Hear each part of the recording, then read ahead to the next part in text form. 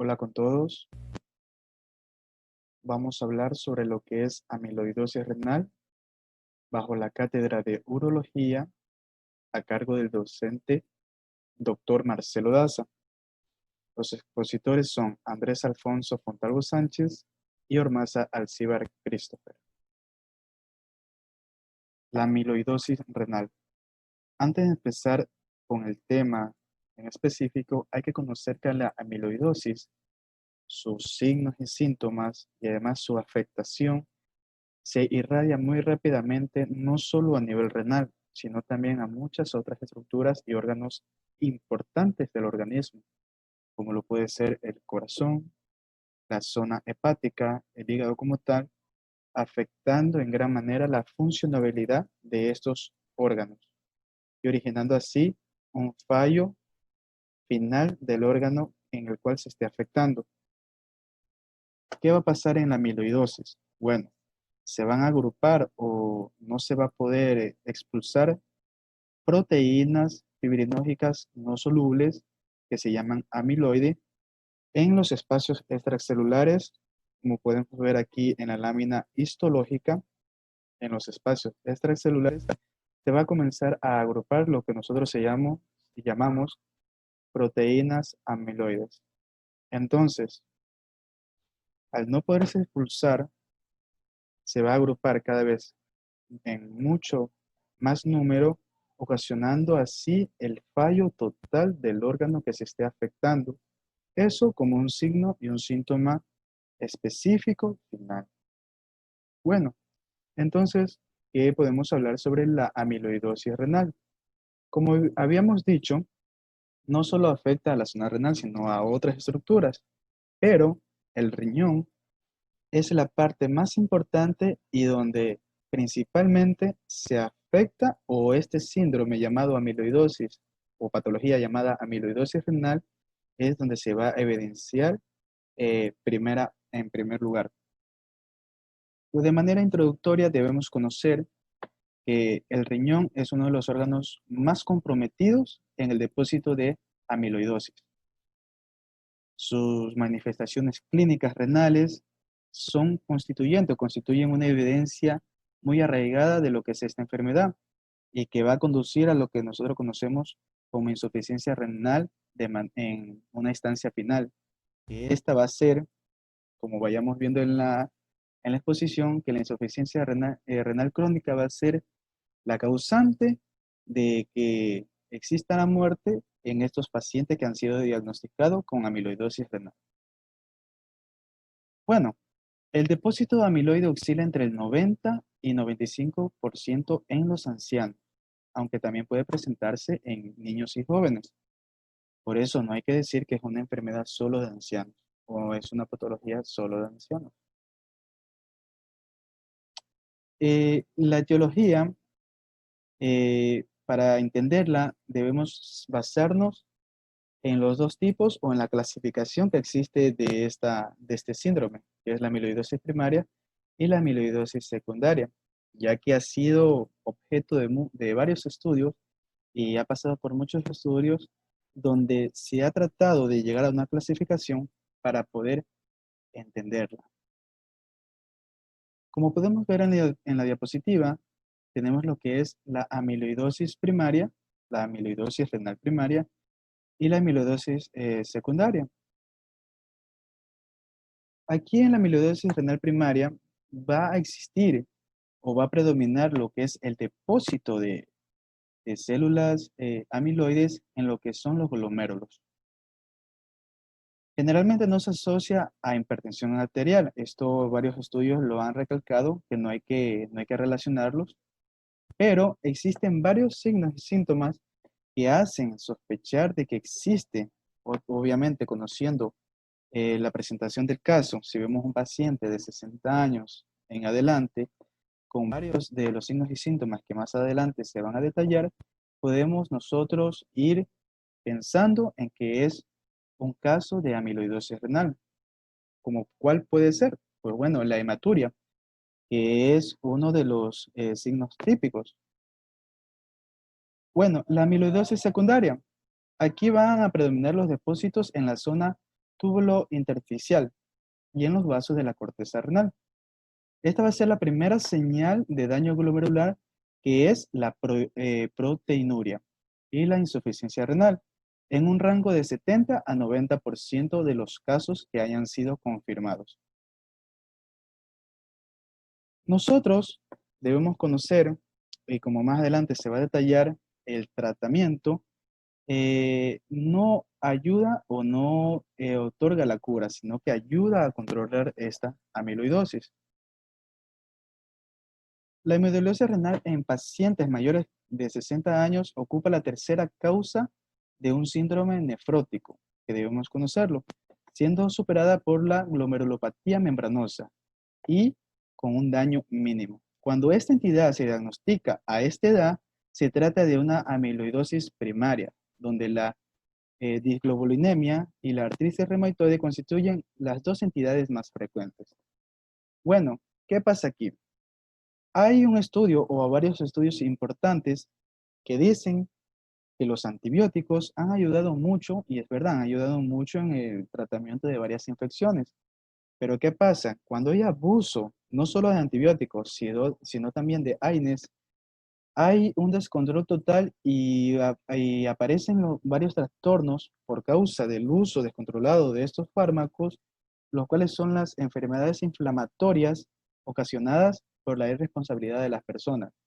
¿Qué pasa? La amiloidosis se relaciona mucho con lo que tiene que ver con las enfermedades inflamatorias. Entonces, una persona que abusa mucho de los AINES y de los antibióticos cuando no los necesitan, tiene un porcentaje mayor de contraer o de en su organismo llevarlo a padecer lo que es la amiloidosis. Y como acabamos de hablar, como acabamos de recalcar que la zona renal y el riñón es la primera parte que se afecta, lógicamente va a padecer lo que es amiloidosis renal. ¿Cuáles son los signos y síntomas que aparecen en esta patología o en este trastorno? Hay que conocer, como vemos en la diapositiva, que los signos y síntomas son inespecíficos. Y aunque vienen determinados por la pérdida de función del órgano afecto, muchas veces permanecen enmascarados por la enfermedad que determina su aparición. Bueno, ¿qué nos quiere decir esto? Los signos y síntomas van siendo de forma de sinónimo por muchos años, como habíamos dicho de manera introductoria, que la enfermedad no solo es de ancianos, sino también de niños y jóvenes. Puede ser que una persona joven por muchos años esté originando en su organismo que se produzca lo que es una amiloidosis renal. Pero ¿qué va a pasar? Solamente cuando llegue a esa edad de adultez mayor es cuando los signos y síntomas se van a explotar. ¿Cuáles pueden ser esos signos y síntomas? Como vemos aquí, van a ser determinados por la enfermedad que van a especificar su aparición. Bueno, si la amiloidosis es en la zona renal, como es el caso que estamos hablando ahorita, ya hablamos una de las principales que es característico, la proteinuria. Ese va a ser un signo característico. La hematuria también. Los edemas en extremidades inferiores. Recordemos que entre más agrupación de proteínas amiloides haya en los espacios intracelulares, va a haber una hinchazón mucho más visible a simple vista, lo que nosotros conocemos como término medio como edema. Bueno, pero también pueden haber otros signos comprometidos con otros órganos. Recordemos que cuando ya una persona, como podemos ver aquí en la imagen, tenga un riñón, que se haga una biopsia y se vea en los glomérulos alto índice de células amiloides, no solo hay que pensar que solo se está afectando la zona renal, sino también que puede estarse afectando otro aparato o sistema del organismo, como lo puede ser el sistema cardíaco, el hepático. Entonces también van a haber problemas o signos y síntomas relacionados con ese aparato. También puede haber lo que es hormigueos en las manos, cosas sencillas que el paciente cuando esté en el examen clínico, en el examen físico, frente del doctor, va a decir, doctor, yo tengo problemas en las manos, hormigueos en los pies, pérdida de peso, problemas de apetito, falta de apetito, aparición de hematomas y dificultad para deglutir, tragar, como se conoce en la jerga popular, ¿no es cierto? Y también cambios en la piel, ¿verdad? Porque se está afectando a áreas muy importantes del organismo. ¿Cuál va a ser el pronóstico de esta enfermedad o de esta patología?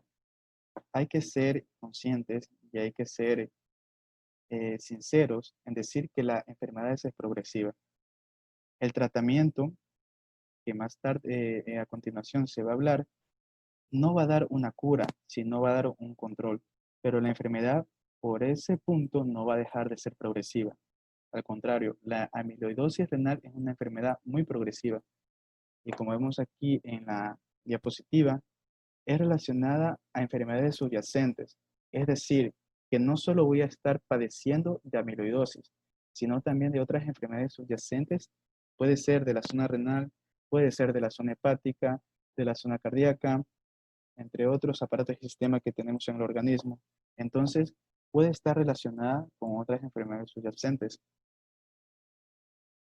Puede conseguirse por mediante del examen, puede conseguirse una remisión y solo puede relacionarse también contra infecciones o tumores extirpables o curables. Pero la amiloidosis renal sería muy difícil que mediante una intervención invasiva se pueda curar, ya que lo habitual y lo que se conoce es una evolución desfavorable. Y vemos aquí que el promedio de supervivencia oscila entre 1 y 4 años, siendo la principal causa de muerte la insuficiencia renal. Cuando ya se ha llegado a un punto donde el riñón ya no soporta mucha más agrupación de estas células, se dañan los glomérulos, por ende se daña la filtración normal de sangre en los riñones.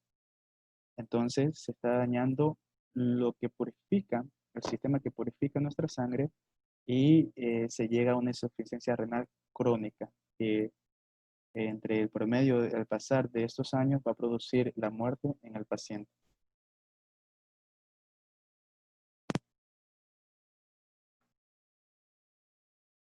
Hola, muy buenas. Yo les voy a hablar sobre el examen físico, el diagnóstico y el tratamiento de la amiloidosis renal.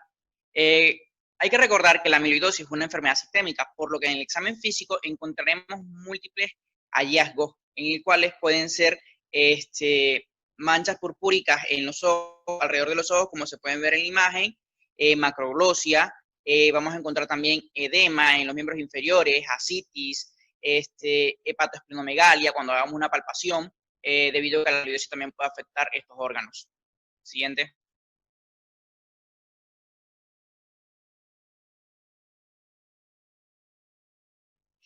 Con respecto al diagnóstico de la amiloidosis, vamos a tener que se hace en base a los signos y síntomas, más los exámenes complementarios, específicamente el histológico. ¿Por qué? Porque vamos a tener que los signos y síntomas de la amiloidosis son frecuentes en otras enfermedades, por lo que podemos confundirlas con estas y no dar un diagnóstico precoz, por lo que vamos a tener complicaciones de la enfermedad y acortamiento de la vida y de envejecimiento. ¿Qué exámenes vamos a mandar? Pues bueno, vamos a mandar desde lo que son biometría hemática, examen de orina, en los cuales vamos a encontrar anormalidades. Por lo menos en el examen de orina encontraremos lo que es proteinuria, que puede ser o no en rango nefrótico. Como se puede ver en la imagen, vamos a encontrar también alteraciones en la función hepática o en lo que son las hormonas tiroideas. Y también tenemos que hacer el examen para ver si hay una insuficiencia renal ya en lo que es ver la función renal. Siguiente. Otro examen que vamos a mandar es la biopsia renal, que es el examen histológico para decir que estamos ante una amiloidosis renal, ya que aquí vamos a encontrar de que cogemos el tejido renal y vamos a teñirlo con la tinción rojo Congo, en el cual vamos a poner un micro de polarización, donde vamos a ver una imagen de birefringencia verde característica de amiloide. de la placa. Como tal, este depósito de amiloide también, este tipo de examen nos va a permitir conocer el tipo, porque la amiloidosis renal puede ser secundaria, puede ser de una amiloidosis primaria o una amiloidosis secundaria, y hay que reconocer ante qué tipo de amiloidosis estamos. También tenemos que tener en cuenta que la biopsia es una prueba diagnóstica que tiene sus complicaciones, que pueden ser complicaciones hemorrágicas y que por ende van a comprometer más al paciente y pueden llevar a la hospitalización, y su especificidad es del 95%. Con respecto a las pruebas de diagnóstico por imagen, vamos a tener que esto nos permiten determinar la extensión de la enfermedad en el órgano. Pueden ser de ecografía renal, también se puede hacer ecografía a nivel del hígado, del vaso o una ecocardiografía. Y también ver qué tan comprometido está la función en caso del corazón. Siguiente. Bueno, el tratamiento de la amiloidosis, vamos a tener que la amiloidosis es una enfermedad que no tiene cura.